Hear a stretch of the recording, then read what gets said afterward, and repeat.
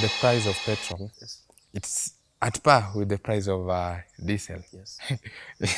It has never happened It, before. Yes. I am laughing because I find it to be like, it's something that has never happened, Yeah, and yeah, it's so yeah. unfortunate it's happening. So, It seems doctored. If the government itself is championing for the exploitation of labor, saying that we have talked to government and they need people, so it means that whatever education infrastructures that we have in Kenya, they are useless.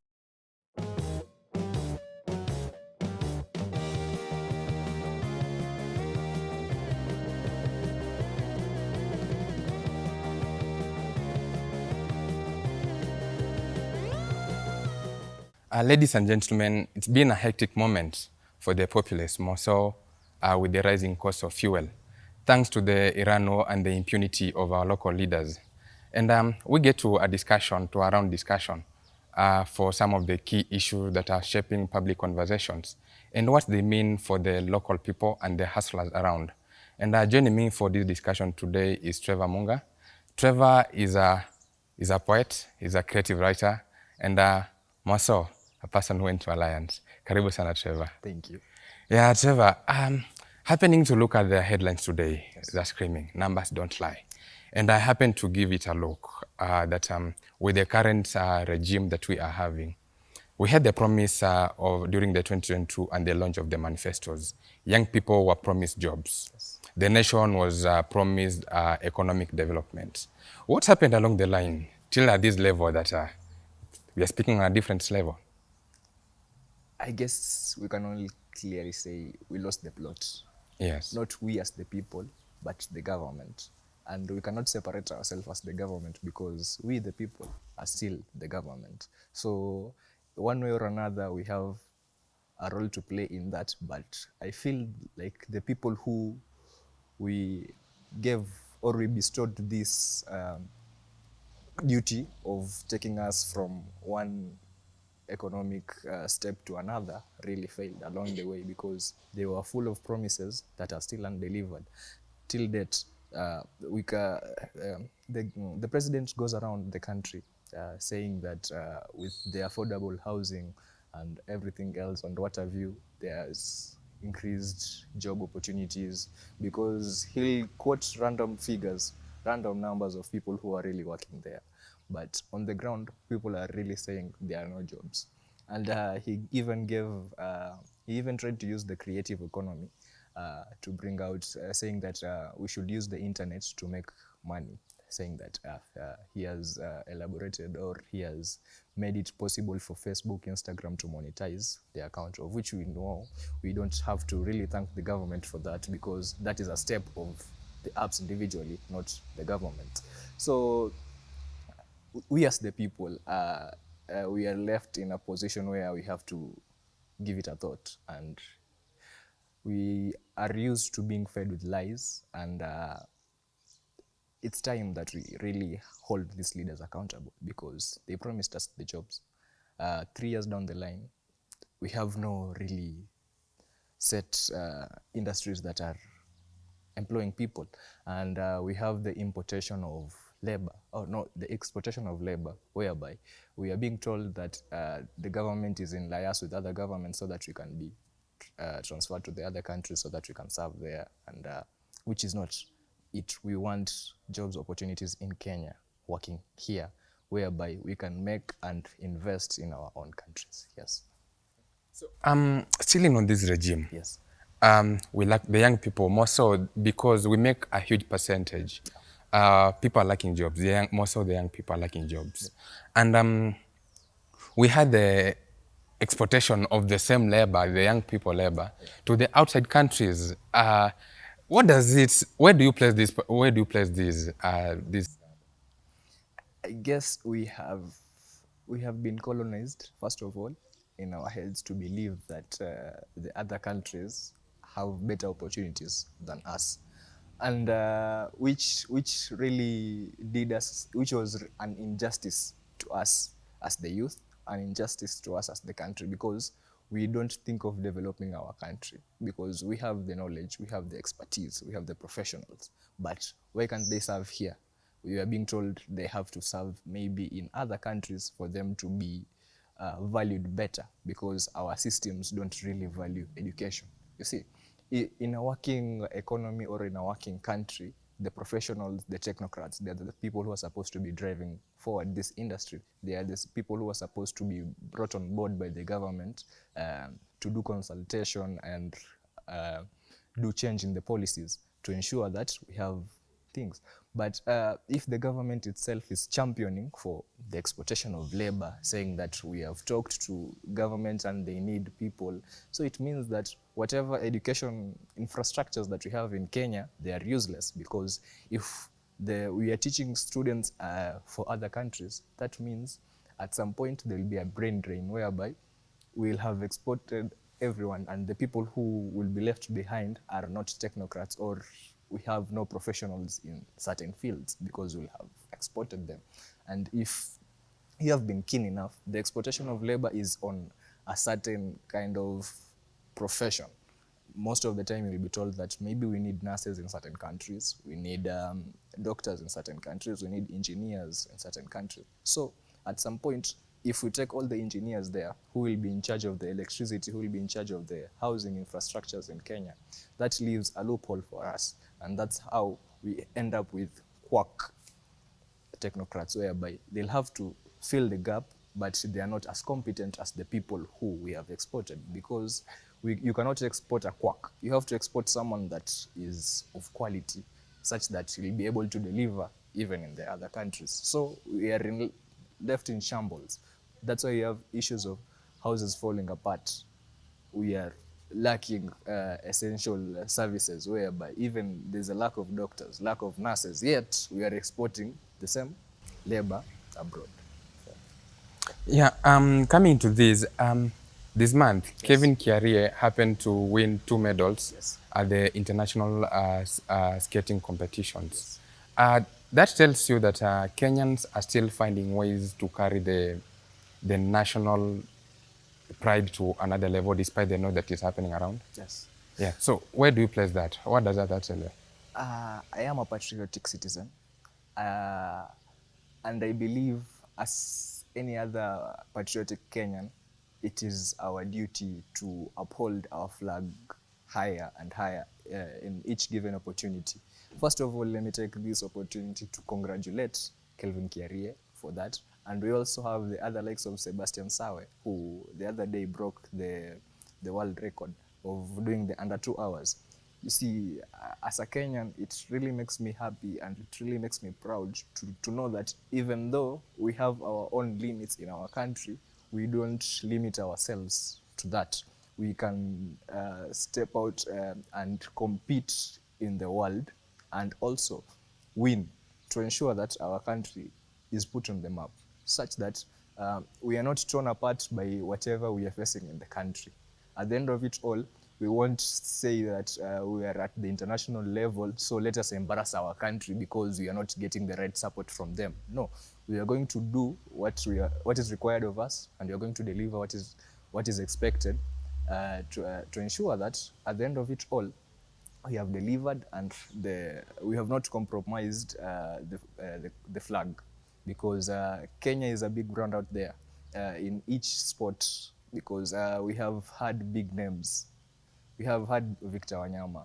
He has played in the English Premier League. We have had the athletes. They have been wrecking medals since time immemorial. So I really appreciate that they have it in themselves to ensure that the flag is held up higher, and we are not embarrassed at the international level, even though we don't have the right support from the government. Yeah. Yeah. Still around the same, yes, we had the boxing matches, yes, between Majembe and Mbavu, as it has been framed. Yeah. And the matches, it tended to draw mixed reaction from the public. Yes. What does that tell you about the space of the entertainment in the country? I really love the publicity that was around the match. You see, first of all, I'd like to thank the organizers and the sponsors of the event, whereby they went all in, and they also, the participants themselves, they had the energy, they had the zeal. And you could see that these people were willing to do it even before the awards started, or the promises started coming in, whereby we saw the winner was promised, was it a no or a voxy, and some amount of money. And before even that, they were willing to do it for the art, not necessarily for the money. So the entertainment, first of all, entertainment as an industry, it aims at making people happy. So, and that is what happened, because I believe each side had its own supporters. And at the end of it all, they went all out to ensure that they bought the tickets and went to witness this historic moment. And the mixed reactions come because this was, if this was a government initiative, I don't believe it would have reached, or it would have succeeded the way it had, because it was a personal initiative by an individual who said that let's plan and bring these people as a form of maybe reviving the boxing industry, because we still have professional boxers in the country, but are they getting the limelight that Majembe and Bavu got?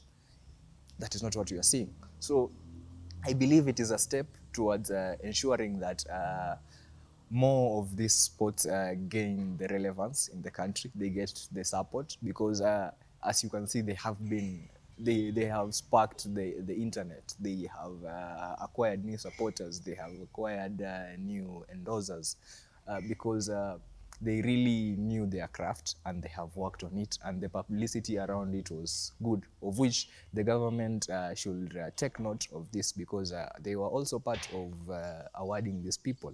So if they can get the same, or they can replicate whatever happened in the boxing industry, I believe then if we can have more of these events, I believe the boxing industry will rise.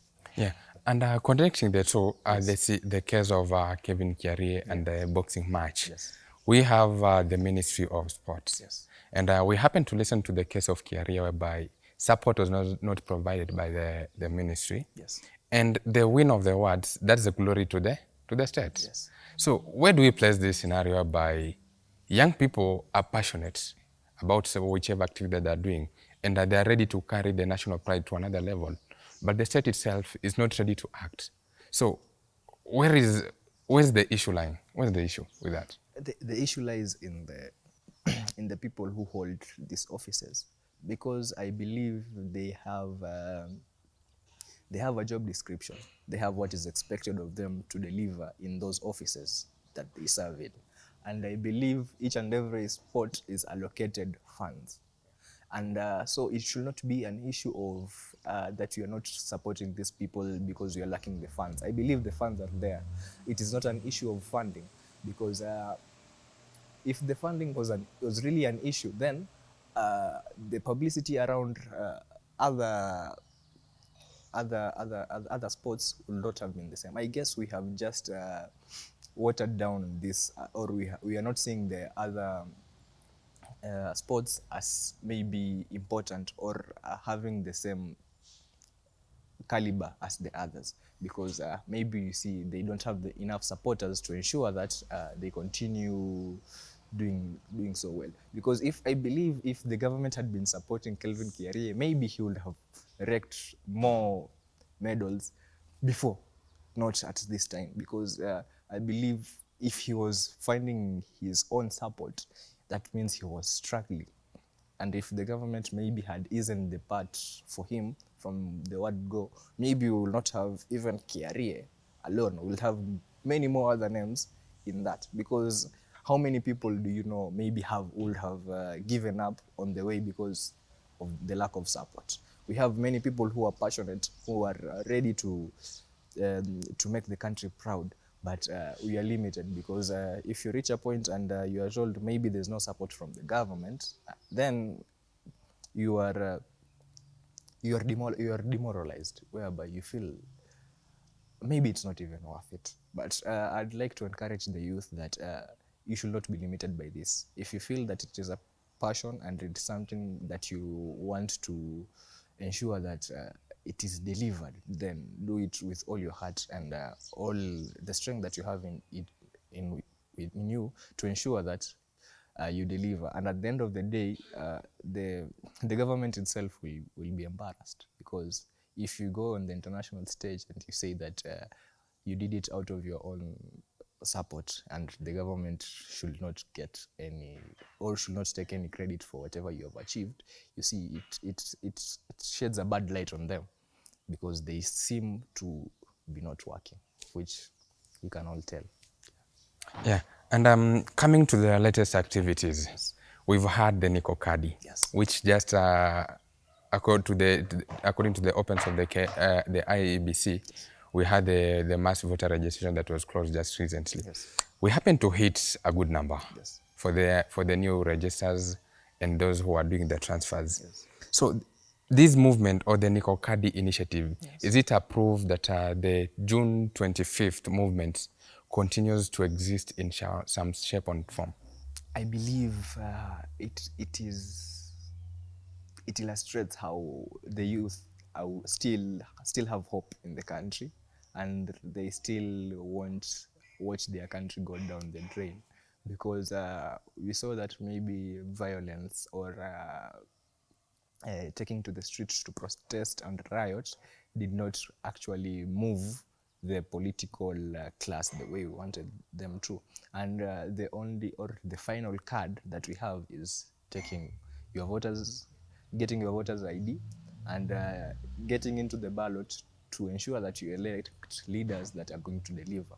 So, and I believe some of the reasons that the youth and other people who also took part in the 2024-2025 finance bill protests, and to mark the first anniversary to celebrate the fallen heroes, I believe they had issues, very credible issues that they wanted the government to give them an ear. And the government didn't really do that. They just assumed whatever they wanted and gave them the solutions that really weren't solutions. Because at the end of it all, the person who was kept there to fix the economy or the treasury, you have seen, they're really struggling to convince the people that they are working, and they are putting mechanisms, or they are putting strategies in place to ensure that it works. But we really can tell that they are really struggling. And the spirit of the Mandamano lives on, because the youths were not deterred. Because if the streets didn't work, you'll have to think of other ways of how to make things work. You don't get stuck in the same process. You diversify. You look for other tactics to ensure that whatever you have succeeds at the end of it all. And the Nico Kadi initiative is a good initiative, because it was a wake-up call to the people who didn't have the cards, and to the political class, because the political class was there. They were using the opportunity to serve themselves, because you have seen posters around the city of politicians telling people it is time for you to take your vote and everything else. Big budgets that go into such. But the Nico Kadi, as I believe it was organic.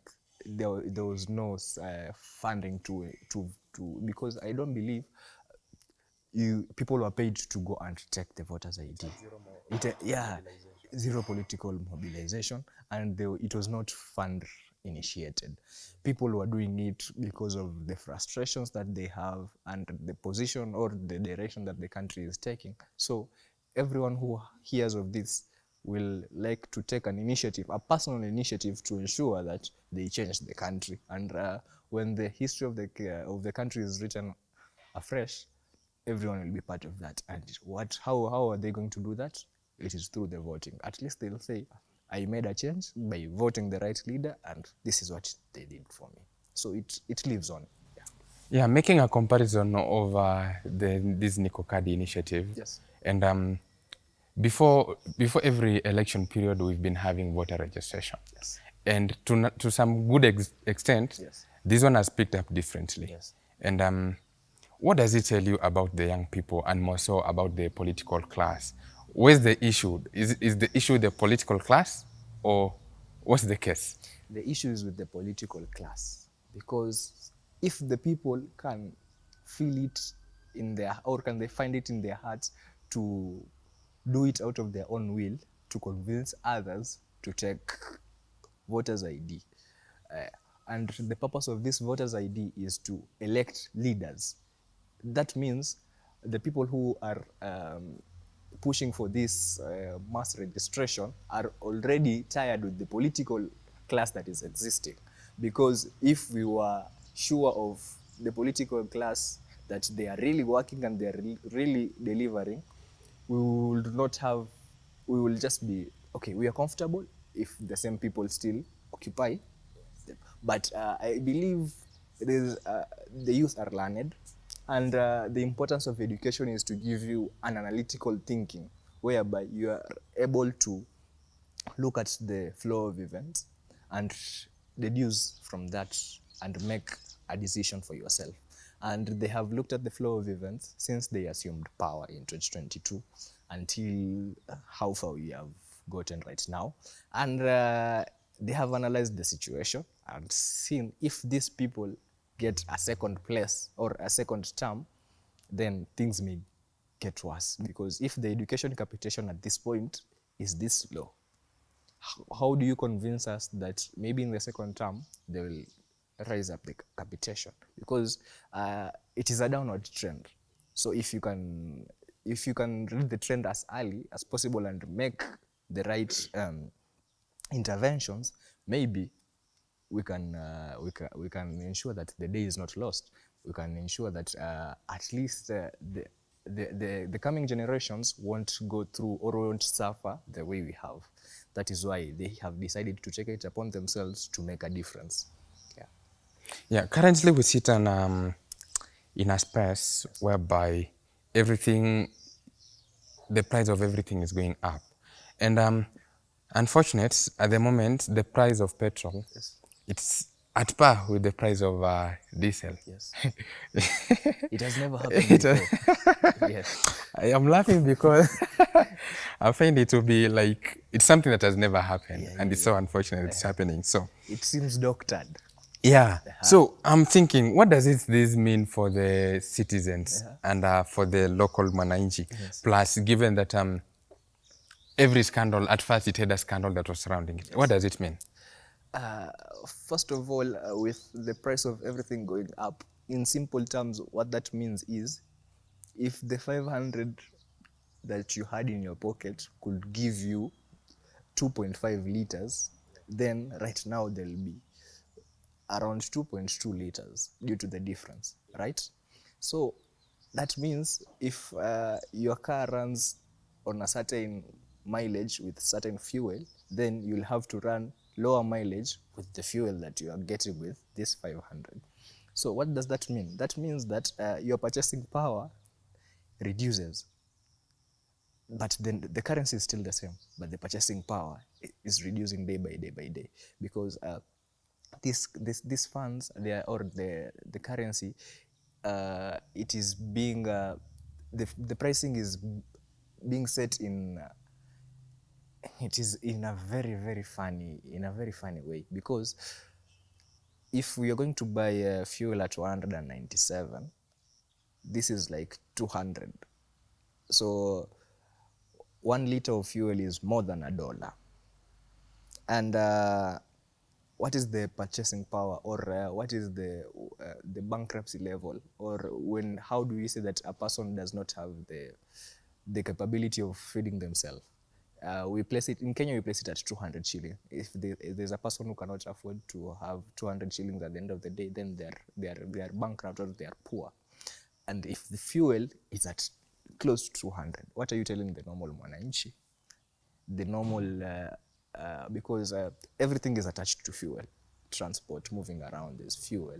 For you to get the bread that you are buying, it has to be transported. So all this, eventually everything is going to rise up because of that. And it is going to affect the mwananchi negatively, because the purchasing power is reducing. And it's not as if their salaries are increasing. Because if we will be working in situations whereby the salaries are being improved with a good margin, and we are raising these things, then the mwananchi will not have an issue to complain. But if we are tying up the salaries, they are still the same way. We are still taxing these people, and we are still raising the cost of things. Then we are choking mwananchi. We are putting him in a position whereby they cannot do much for themselves, and if they cannot do much for themselves, then they can do nothing for the country. Yes. Yeah, millions were lost. Yes. Still under the same. Yeah. But no leader has been held accountable by the same scandal. And the effects of the same, money lost, prices of fuel have gone up. The whole impact of the impact of this all is lying on the shoulders of the mwananchi. Yes. What does this inform you about the leadership that we have, and also about the legal system that we have? Okay, as I started, I was talking about accountability.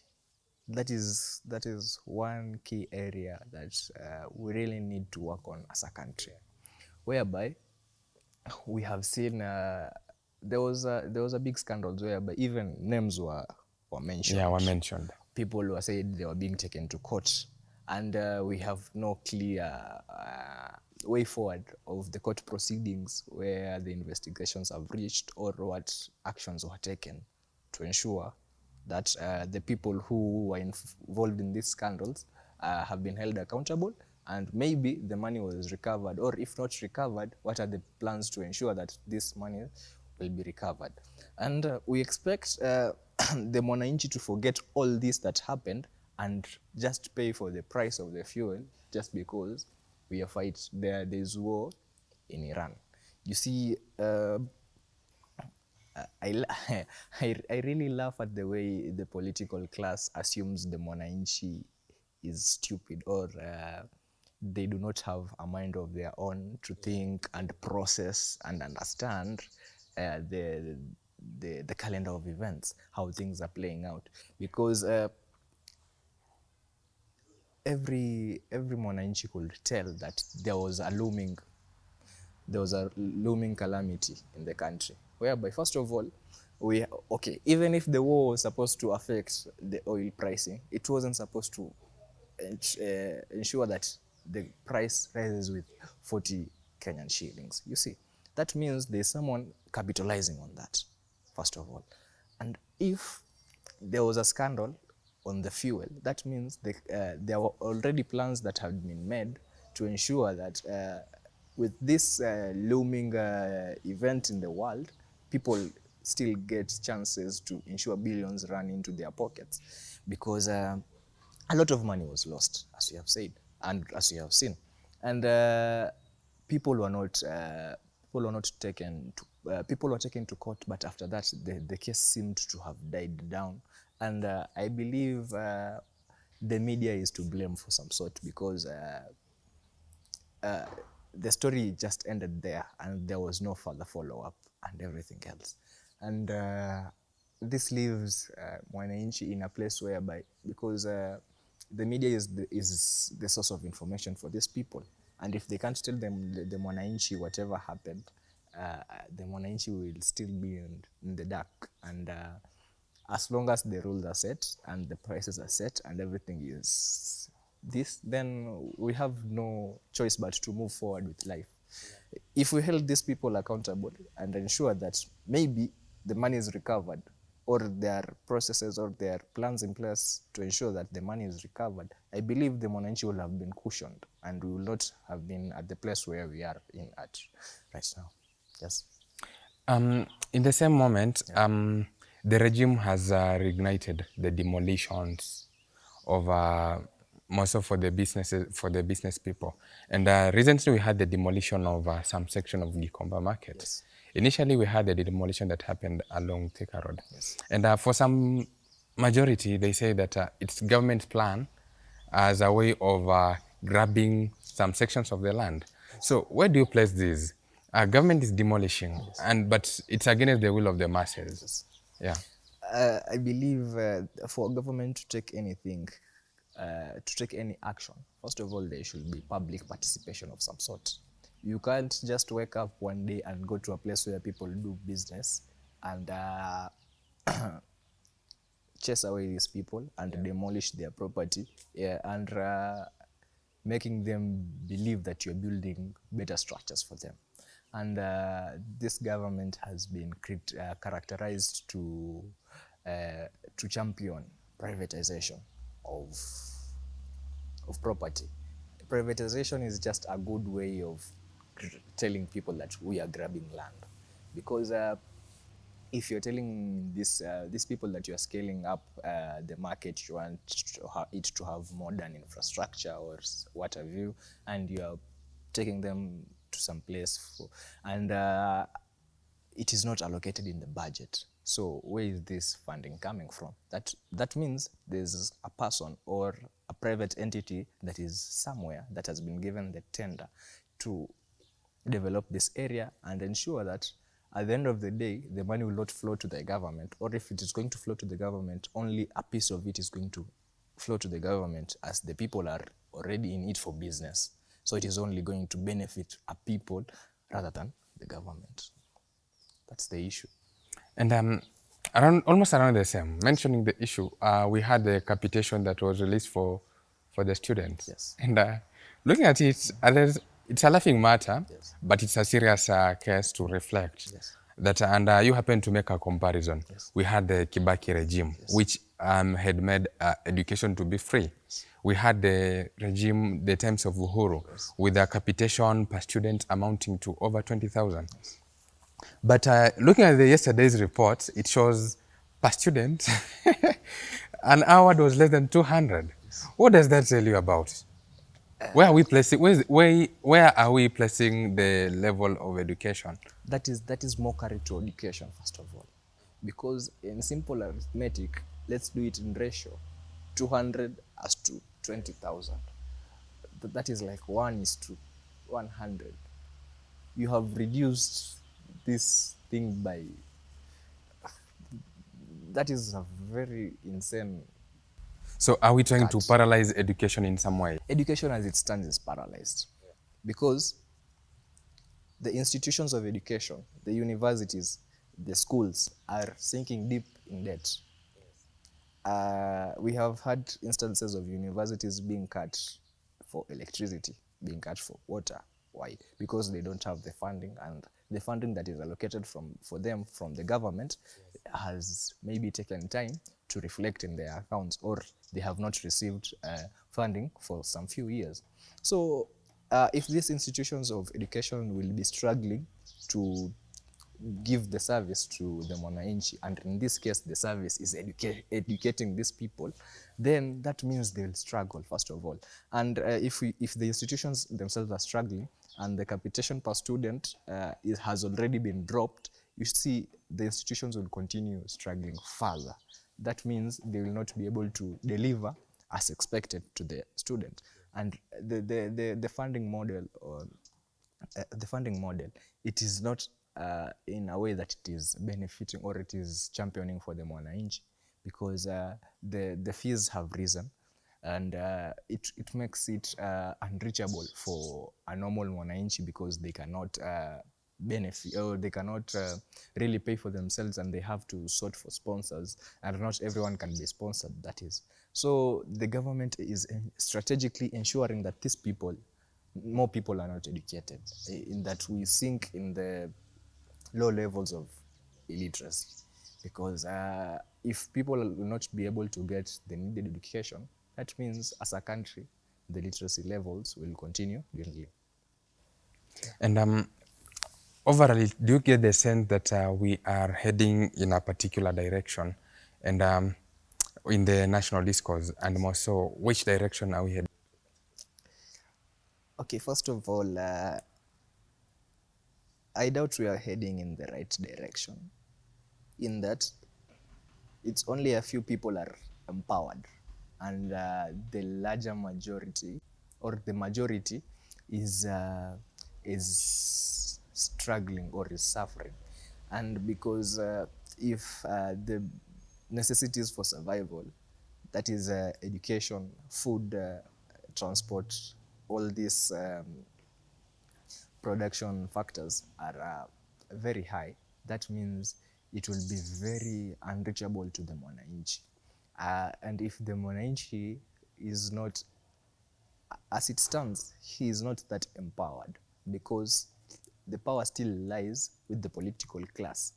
Even though the government was devolved, the mwananchi really does not feel the effect of the empowerment of the county level, because if at the county level the mwananchi has no access to medicine, the mwananchi is, if in this current day of age we are still talking about lack of water, classrooms are small, the capacity of students is rising, and in the schools there's shortage of food to serve the students. That means the student is demoralized to go to school. One, because they'll not get a slot to sit in class, and if they get a slot to sit in class, they'll not be comfortable, and if they go for lunch, they'll not get food, and if they manage to get food, when they go back to class, the same teacher will be teaching them the same subjects.